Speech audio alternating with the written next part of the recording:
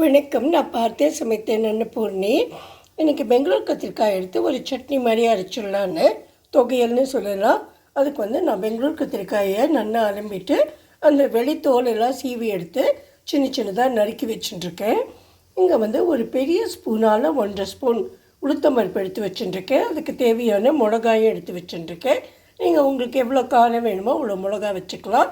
அதுக்கப்புறம் கொஞ்சமாக புளி வச்சுட்டுருக்கேன். 2 அருக்கு கருவேப்பிலையும் எடுத்து வச்சுட்டுருக்கேன். அப்புறம் இங்கே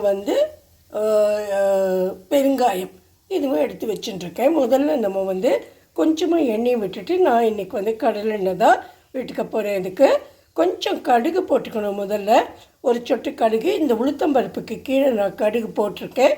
அந்த உளுத்தம்பருப்பு எடுத்தையும் போட்டுட்டு இந்த மிளகாயை கடைசியில் நம்ம வறுத்துக்கலாம். ஏன்னா அது கரிஞ்சு போயிடும்.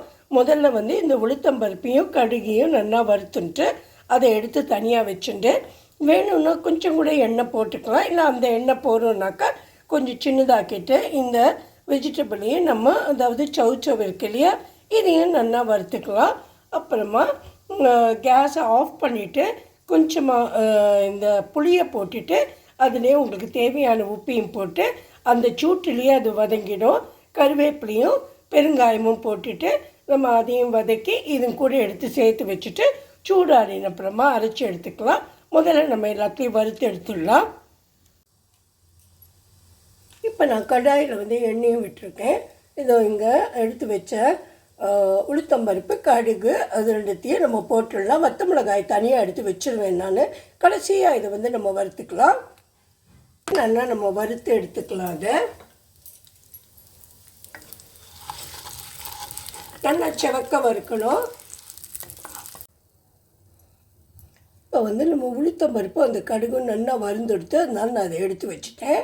அடுத்த கத்திரிக்காயை நான் அதில் போட்டுடுறேன்.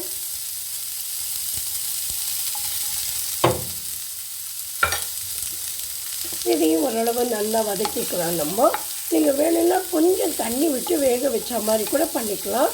உங்களுக்கு ரொம்ப ஆயில் வேண்டாம்னா நான் ஒரு 5 மினிட்ஸ்க்கு அப்புறம், ஒரு நாட் 5 மினிட்ஸ், 2 to 3 மினிட்ஸ்க்கு அப்புறமா கொஞ்சம் ஜலம் விட்டுக்க போகிறேன். இதில் விட்டுட்டு அதுக்கப்புறம் ஜலத்தோடு அது கொஞ்சம் வெந்ததுக்கு அப்புறமா நான் எடுத்து வச்சிட போகிறேன். நான் கொஞ்சம் தண்ணி விட்டுக்குவேன். கேஸை சின்னதாக்கி வச்சுட்டுருக்கேன். நான்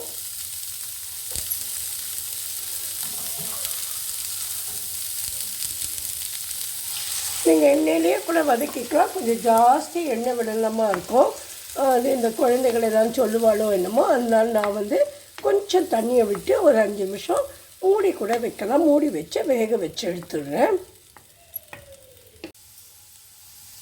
இப்போ நம்ம காயும் நல்லா வெந்துட்டு அதுக்கப்புறம் நான் ஒரு சொட்டு கொஞ்சம் நல்லா வெந்ததுக்கப்புறமா ஒரு சொட்டு எண்ணெயை விட்டு வதக்கினேன். சரி, இப்போ இதை கேஸை ஆஃப் பண்ணிவிட்டு நம்ம இதை இந்த கடாயிலேருந்து எடுத்து பாத்திரத்தில் போட்டுக்கலாம்.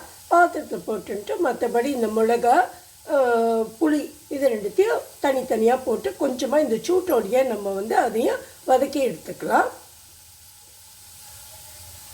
இந்த பெருங்காயத்தையும் இது கூட நான் ஆட் பண்ணிடுறேன். இங்கே பார்த்தேன்னா நான் மற்றதையும் கொஞ்சம் லேசாக வதக்கி எடுத்துட்டுட்டேன். பெருங்காயத்தையும் போட்டு உப்பையும் போட்டு நல்லா ஒரு தாம்பாளத்தை போட்டு கொஞ்சம் சூடு ஆறட்டும். ஆறின அப்புறமா நான் மிக்சியில் போட்டு இதை ஓட்டி எடுத்துடலாம். நான் கடைசியாக இந்த கருவேப்பிலையும் கொஞ்சம் இதையும் இதில் வறுத்து எடுத்துட்டுட்டேன். இதையும் போட்டுடலாம். நம்ம ஒரு 5 மினிட்ஸ்க்கு அப்புறம் சூடு ஆறினதுக்கு அப்புறமா நம்ம இதை மிக்சியில் போட்டு அரைச்சி வச்சுடலாம். இங்கே நான் வாழைத்தண்டை நேற்றே நல்லா நறுக்கிட்டு தோலெல்லாம் எடுத்துட்டு அதில் அந்த ஃபைபர் மாதிரி நார் மாதிரி வரும் இல்லையா, அதை ஓரளவு நீக்கிட்டு கொஞ்சம் மோரில் ஜலத்தை விட்டு இதை ஊற வச்சுட்டு ஃப்ரிட்ஜில் வச்சுருந்தேன். அதை எடுத்து இன்றைக்கி காத்தால நான் குக்கர்லேயே நல்லா வேக வச்சுட்டேன். மஞ்சப்பொடியும் போட்டு வேக வச்சுருக்கேன். இதுக்கு ஒரு மோர் கூட்டானோ மோர் கூட்டுவோ எது கூட்டோ, சில பேர் இப்படி சொல்லுவா, சில பேர் அப்படி சொல்லுவா. இது மாதிரி பண்ணிடலாம். எல்லாம் ஒன்று தானாக்கா. இதை நல்லா வேக வச்சு வச்சுருக்கேன். இதுக்கு அரைச்சி விடுறதுக்காக இதை பார்த்தீங்கன்னா இங்கே தேங்காயும் ஜீரகமும் மிளகா வத்தலும் போட்டுருக்கேன். சில பேர் பச்சை மிளகாயும் போட்டுப்பா.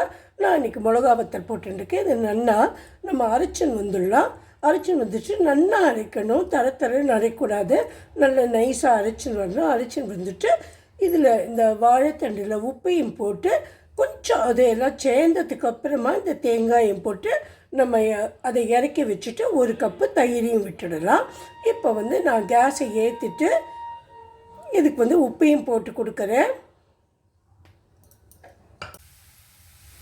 இப்போ அந்த வாழைத்தண்டு நல்லா சுருங்கி எடுத்து தண்ணியெல்லாம் எடுத்துட்டு இதில் இங்கே பார்த்தீங்கன்னாக்கா தேங்காயை நான் அரைச்சி வச்சுருக்கேன். இங்கே தயிரும் எடுத்து வச்சுருக்கேன். இந்த தயிரில் 1 கப்பு தயிர் போட்டால் போகிறோம். முதல்ல நான் இந்த தேங்காயை ஆட் பண்ணிவிட்டு ஒரு ஃபியூ செகண்ட்ஸ்க்கு அப்புறமா இந்த தயிரையும் ஆட் பண்ணிடுறேன். ஆட் பண்ணிவிட்டு இதுக்கு தேங்காய் எண்ணெயில் தாளித்து கொட்டிடலாம். கருவேப்பிலை, கடுகு, அப்புறம் வேணும்னா 2 உளுத்தம்பருப்பு, நான் 2 உளுத்தம்பருப்பும் போடுவேன். அதையும் போட்டு தாளித்து கொட்டினா இதுவும் ஆகிடுத்து. இப்போ நான் ஒவ்வொன்றா ஆட் பண்ணிடுறேன். அதில் முதல்ல இந்த தேங்காயை ஆட் பண்ணிவிட்டு அதுக்கப்புறமா தயிரையும் ஆட் பண்ணிடுறேன். இங்கே பார்த்தீங்கன்னா எனக்கு டைம் கிடைச்சப்போ நான் இதை தாளிச்சே வச்சுருக்கேன். 2 கடுகு, கருவேப்பிலை, உளுத்தம்பருப்பு இதையும் அது கூட ஆட் பண்ணி கொடுத்துட்றேன். இங்கே ஒரு கீரை இருக்குது. இது பசலைக்கீரைன்னு சொல்லுவோம். கொஞ்சம் இதுக்கு ஸ்டிக்கியாக இருக்கும். இந்த கீரை எடுத்து நான் அலம்பிட்டு கட் பண்ணி அதை கொஞ்சம் பிளான்ச் பண்ணிவிட்டு, அதாவது வெந்நீரில் ஒரு 5 நிமிஷம் நல்லா வேக வச்சு அதுக்கப்புறம் சூடாறினப்புறம் அரைச்சி வச்சுட்டுருக்கேன். அதை நான் காமிக்கல, ஏன்னா அப்புறம் வீடியோ ரொம்ப பெருசாக போய்டும்னு சொல்லிவிட்டு அதில் 2 உப்பையும் போட்டு வச்சுருக்கேன். இங்கே கடாயில் நான் வச்சுருக்கேன். இங்கே இதில் உப்பை போட்டுட்டேன். அதுக்கப்புறம் 1 கப்பு துவரம்பருப்பை நல்லா காத்தாலையும் நான் வேக வச்சேன் குக்கரில். அதையும் இது கூட ஆட் பண்ணிடுறேன் இந்த கீரையோட.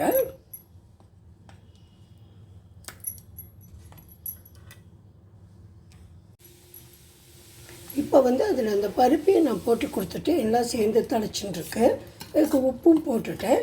இதுக்கு என்னென்னா எப்போவுமே ஒரு கசப்பு இருக்கும், அது போக்குறதுக்காக கொஞ்சம் இந்த தக்காளி இருக்கு இல்லையா, அதை நான் நல்லா அரைச்சி அதில் உப்பு, மிளகாப்பொடி எல்லாமே போட்டு கொஞ்சம் எண்ணெயை விட்டு வதக்கி வச்சுட்டுருப்பேன் ஃப்ரிட்ஜில்.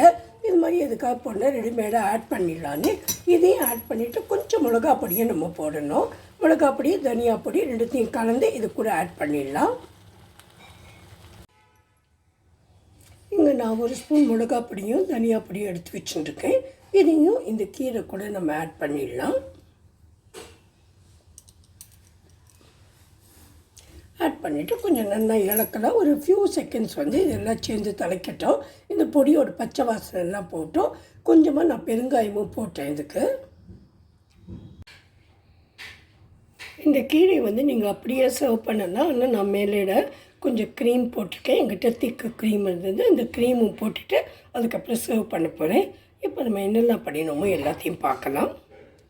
If you like my video, please subscribe to my channel. Thank you.